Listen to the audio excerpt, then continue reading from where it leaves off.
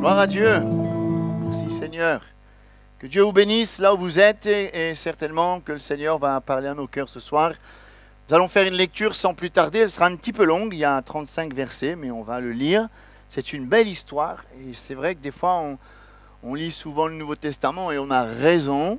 Mais dans l'Ancien Testament, il y a des histoires des rois, des juges, des prophètes qui sont très intéressantes. Paul a dit dans Corinthiens que toutes ces choses ont été écrites pour nous servir d'instruction. Donc il y a des fois des bons exemples et des fois des moins bons. Et si Dieu a permis que les moins bons soient relatés dans la Bible, c'est juste pour nous servir de leçon. Et ce soir, on va parler d'un prophète un peu particulier. Donc vous allez voir, à un moment donné, on appelle le divin, le devin, le voyant. Voilà, à la Réunion, quand il parle de devin, voyant et calcul sorcier, mais ça n'a rien à voir avec ça. Dans la Bible, le prophète, ici, on l'appelle le voyant parce qu'il proclamait les choses à venir. Donc voilà, c'est dans cette optique-là. Donc on va lire dans Nombre chapitre 22. On va lire le verset 1er au verset 35. Comme j'ai dit, c'est un peu long, mais on va le lire tranquillement. Nombre 22, quatrième livre de la Bible, qui fait partie de la Torah. La Torah, c'est les 5 premiers livres. Les enfants d'Israël partirent et ils campèrent dans les plaines de Moab, au-delà du Jourdain, vis-à-vis de Jéricho.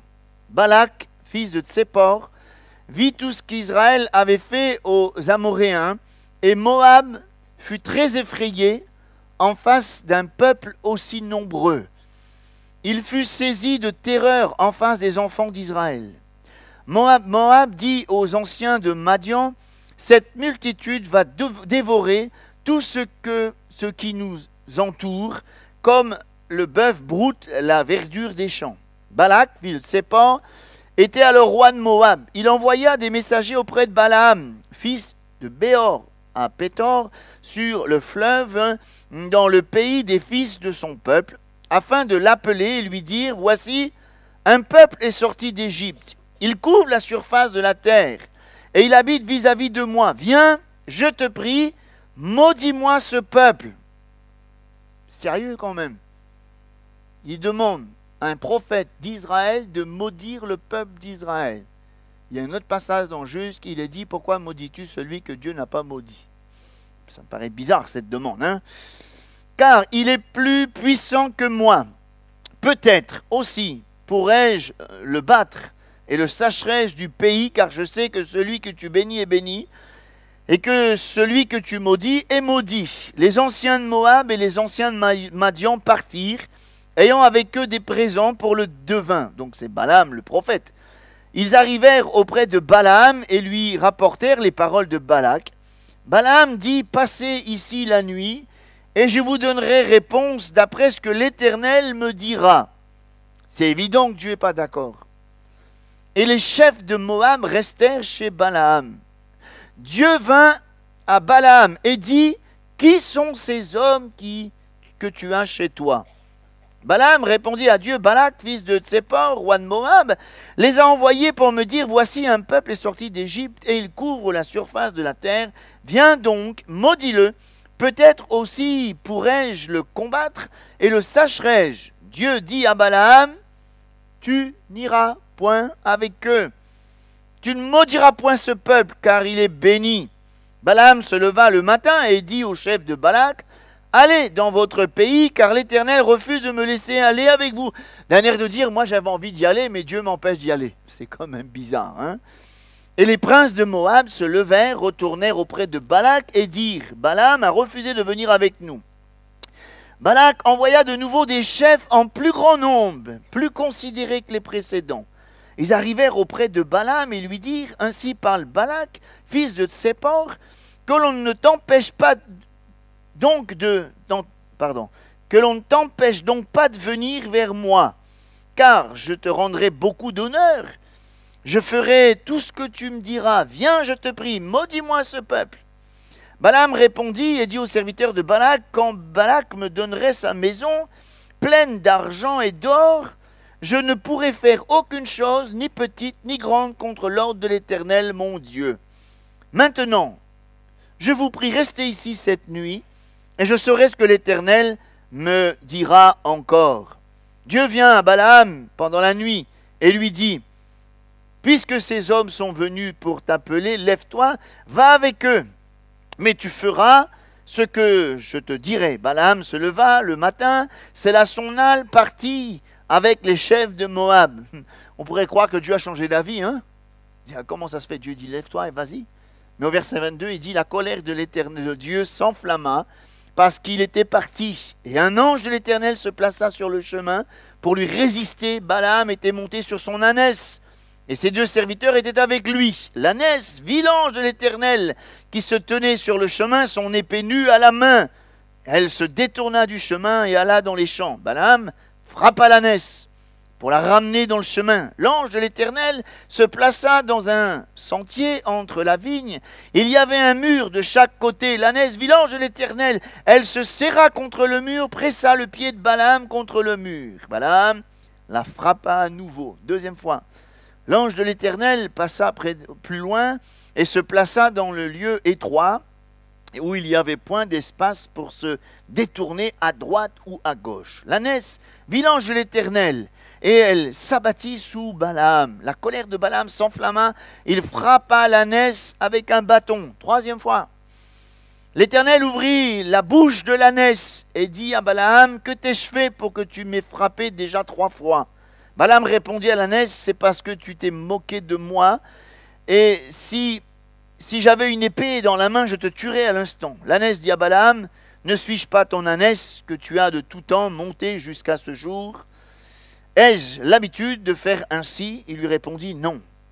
Et là, il est important, le verset 31, l'Éternel ouvrit les yeux de Balaam. Ça prouve qu'il a été aveuglé par quelque chose. Et Balaam vit l'ange de l'Éternel qui se tenait sur le chemin, son épée nue dans la main. Il s'inclina, se prosterna sur son visage.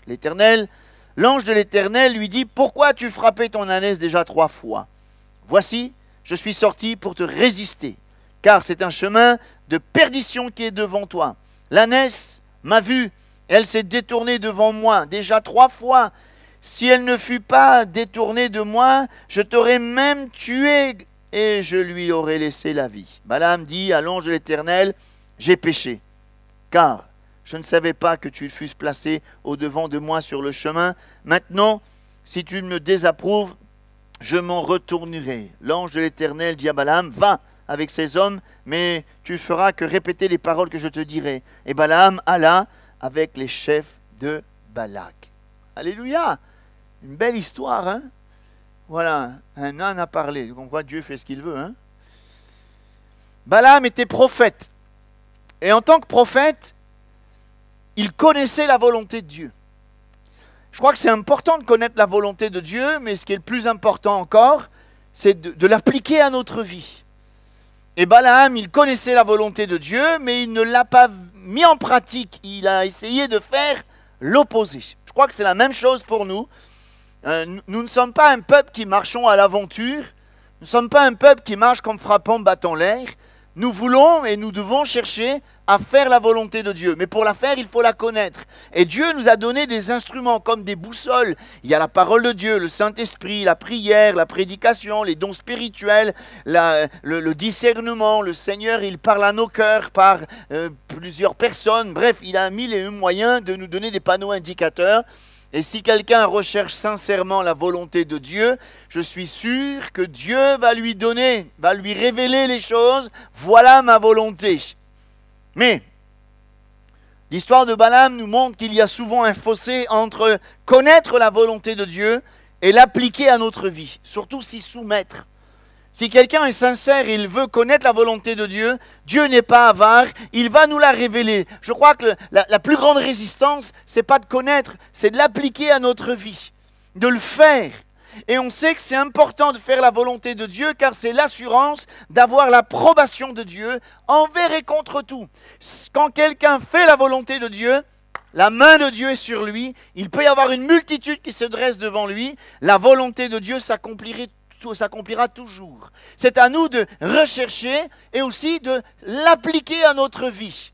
Et on voit Balaam, c'est un homme un peu particulier, Balaam, car il connaissait la volonté de Dieu. Quand Balak vient le voir, il dit « Maudis-moi ce peuple ». Mais il savait pertinemment qu'on ne peut pas maudire le peuple de Dieu. Alors c'était sûr qu'il connaissait la volonté de Dieu. Mais cet homme était tellement attaché aux choses de la terre. Il avait soif de la louange des hommes, il avait soif d'avantage. Alors il a eu une difficulté à faire la volonté de Dieu. Quelque part, l'amour du monde l'influençait, donc la parole de Dieu ne pouvait plus l'influencer.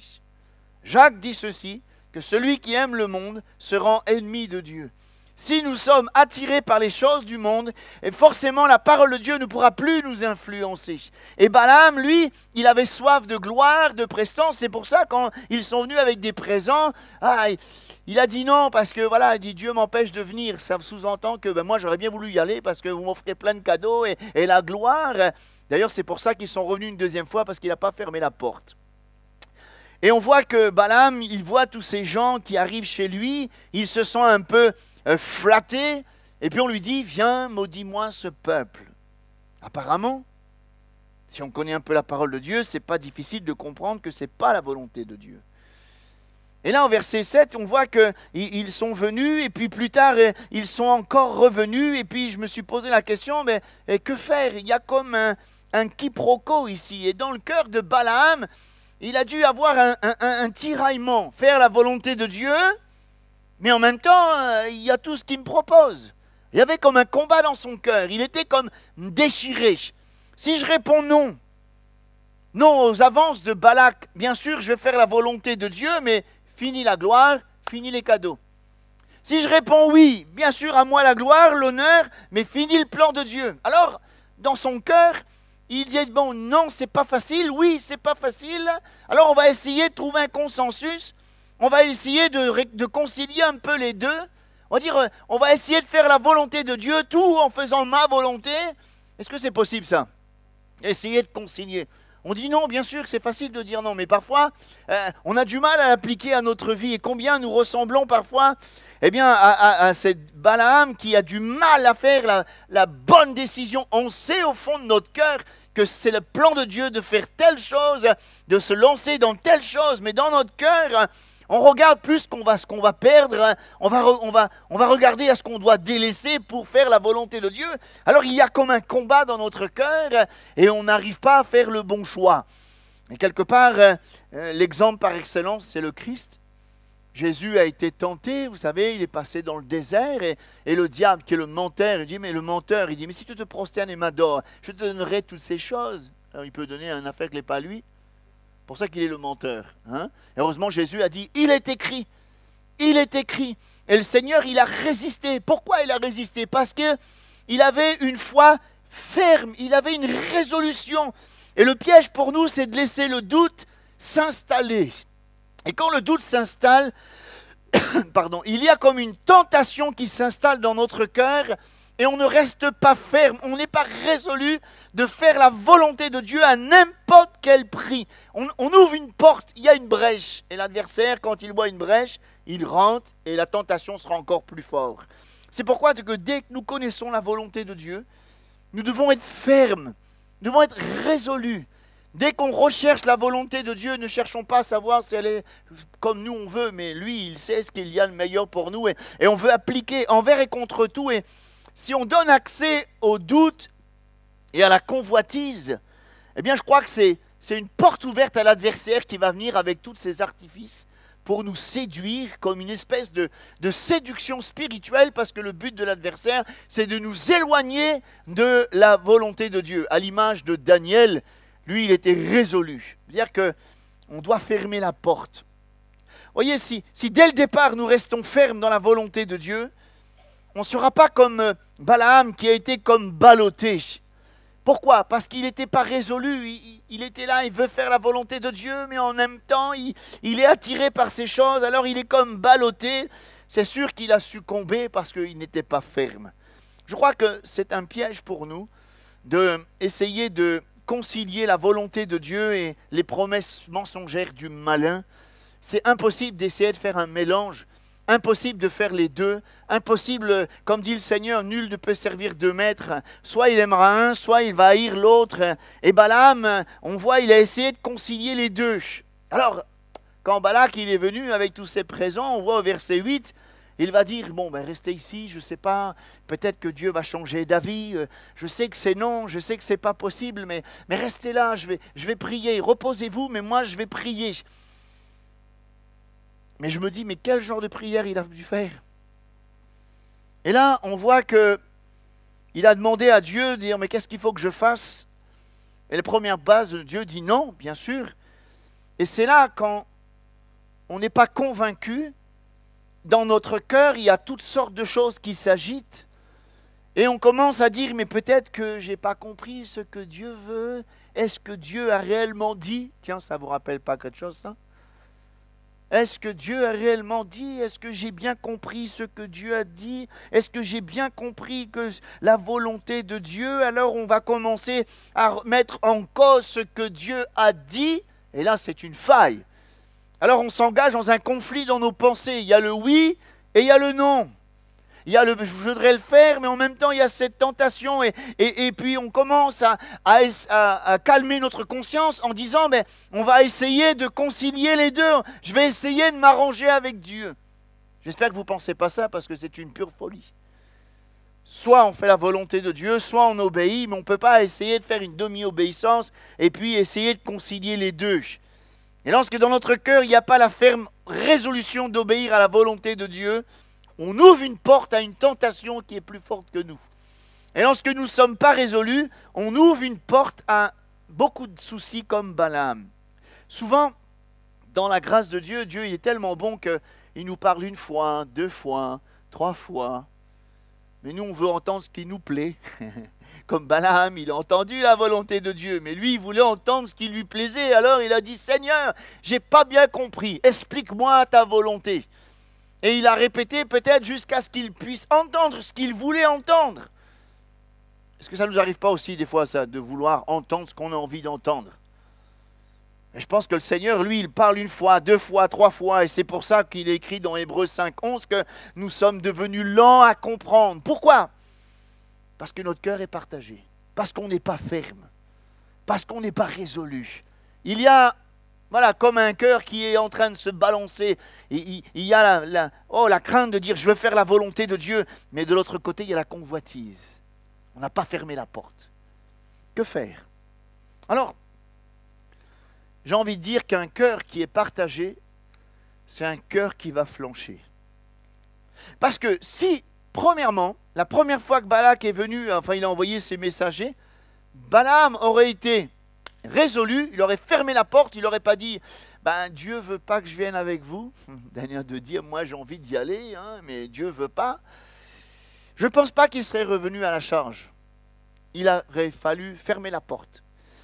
Et je pense que Balak, il est revenu à la charge au verset 15 et 17 parce qu'il a vu qu'il n'était pas convaincu.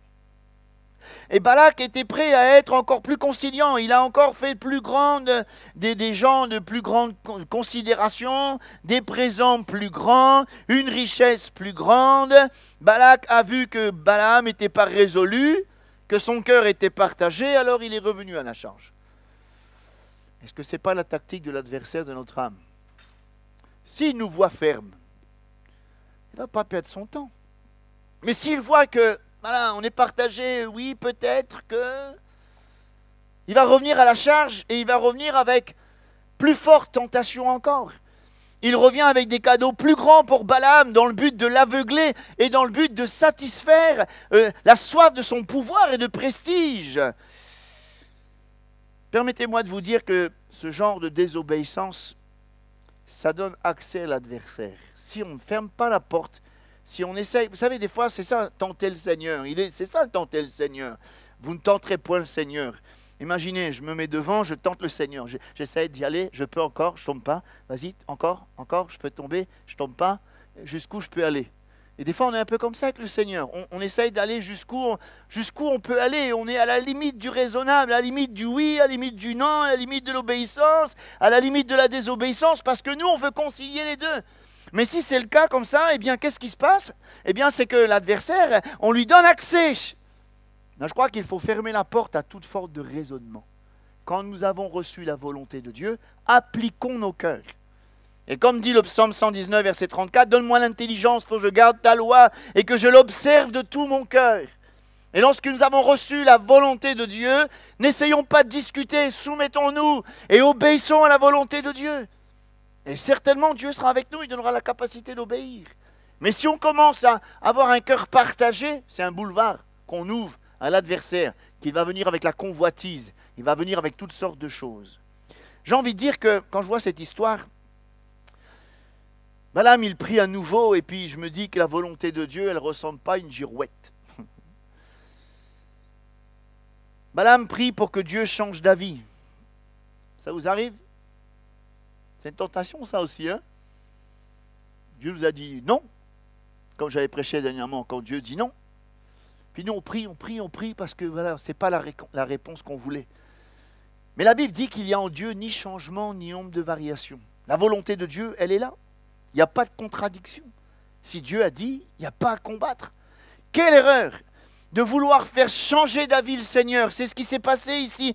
Et en tant qu'homme, aujourd'hui, nous, en tant qu'homme, on va dire oui, demain on dit non, parce qu'on est des hommes. Mais Dieu, lui, en Dieu, il y a le oui, amen. Il n'y a pas oui, peut-être, demain non, demain oui. Dieu n'est pas d'humeur changeante.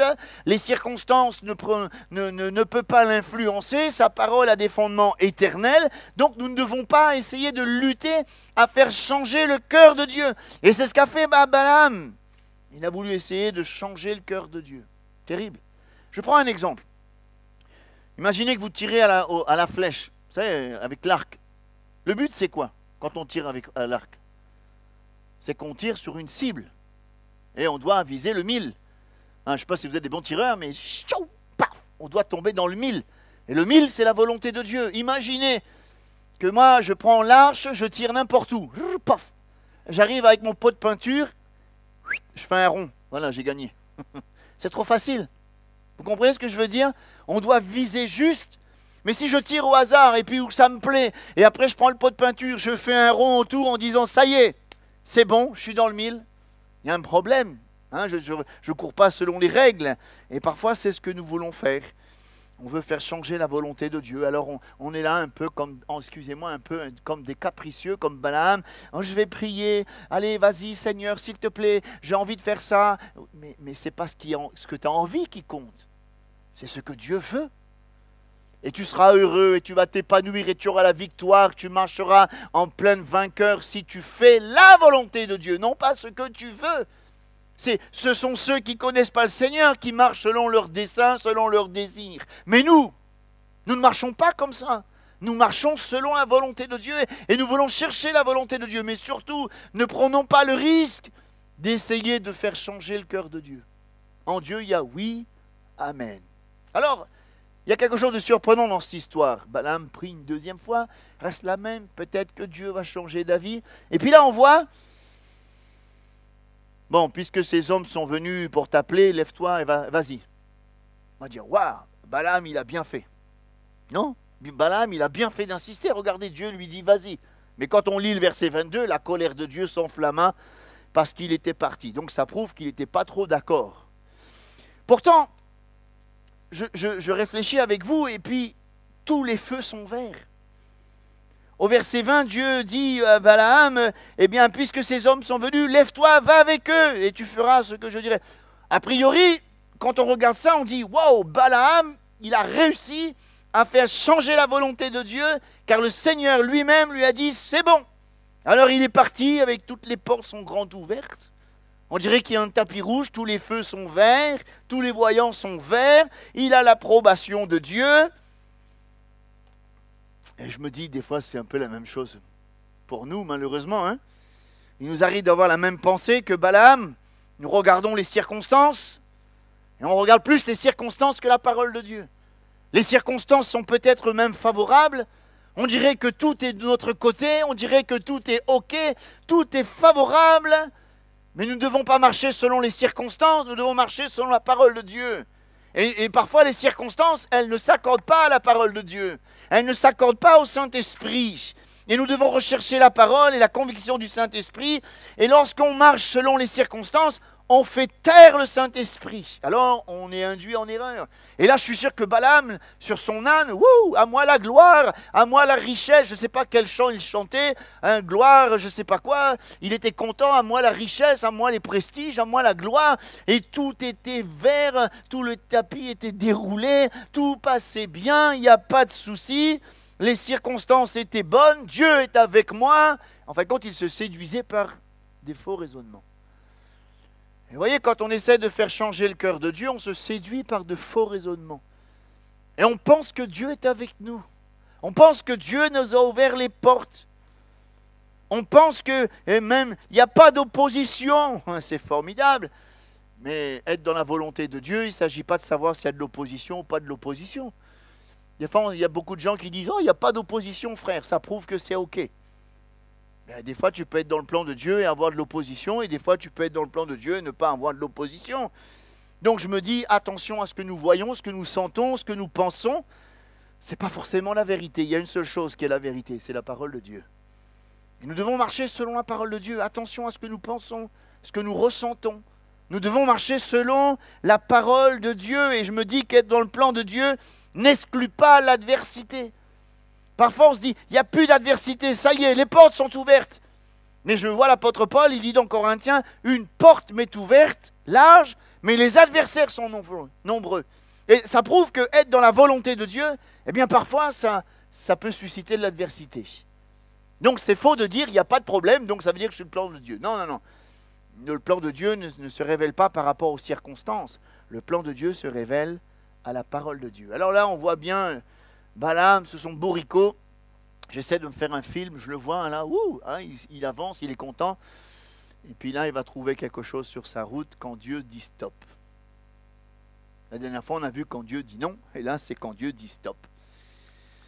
Balaam croyait vraiment être dans le plan de Dieu, il est tout heureux, il est parti sans attendre, et on dirait qu'il n'a pas dû être flatté très longtemps pour dire go, il est parti. Et au verset 22, il y a le revers de la médaille, la colère de Dieu s'enflamma. Et j'ai l'impression que Dieu a tout fait pour arrêter Balaam.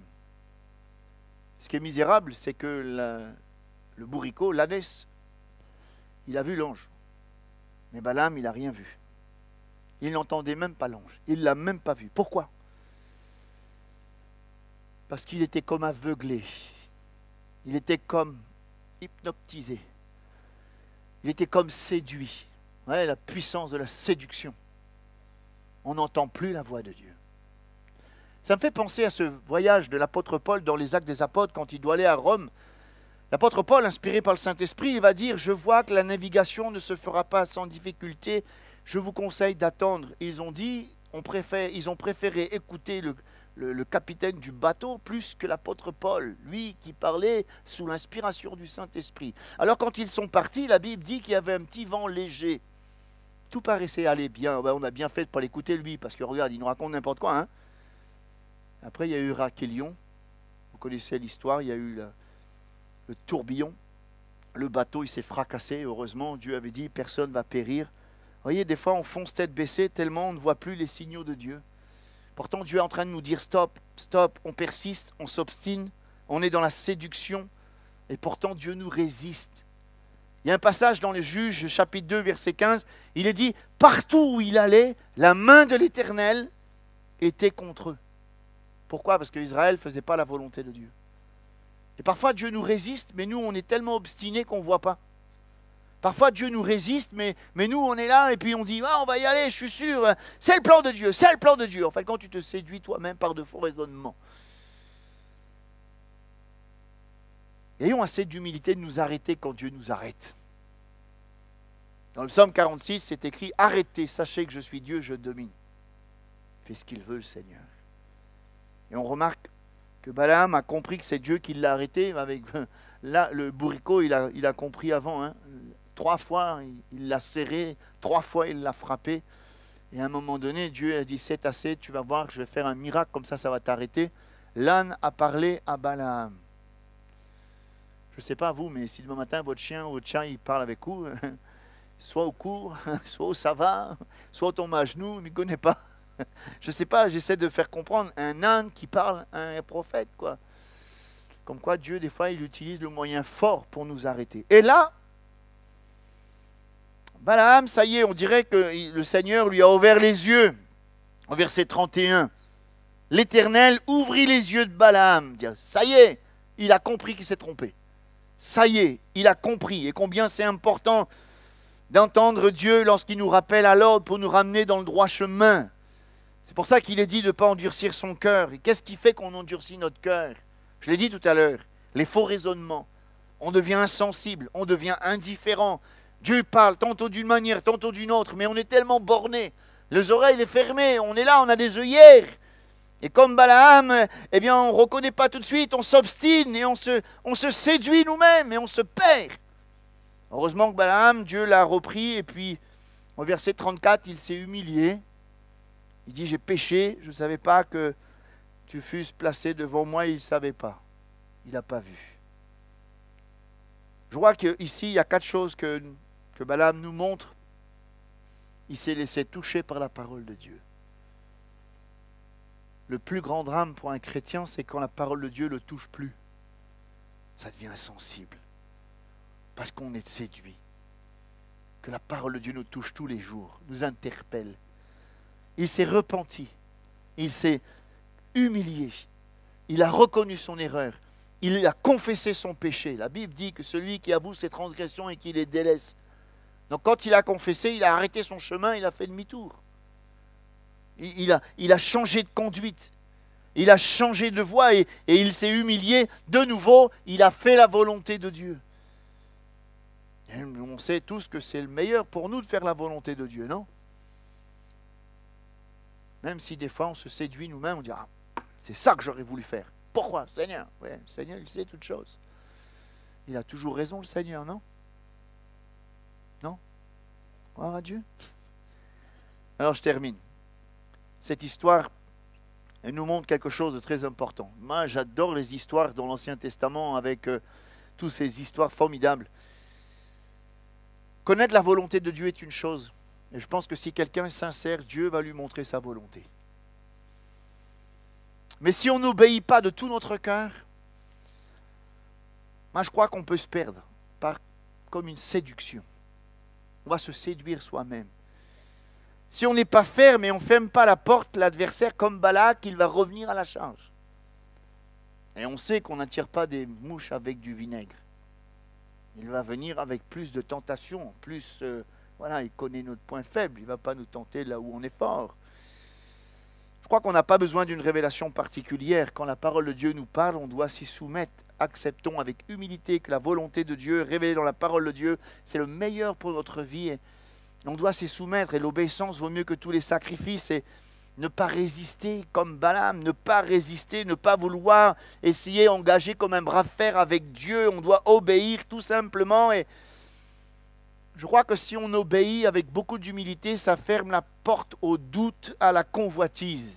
Et on ferme la porte à l'adversaire qui veut nous éloigner du plan de Dieu.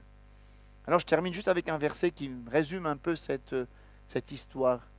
Revêtez-vous d'humilité, car Dieu résiste aux orgueilleux et il fait grâce aux humbles. Balaam était un peu orgueilleux. C'est quand même assez orgueilleux de vouloir changer le plan de Dieu, non? Quelle audace, non? Il aurait dû être assez humble quand Dieu lui a dit, tu vas pas, qu'est-ce que ces gens-là ils font chez toi? D'abord, ils n'ont même pas été chez toi.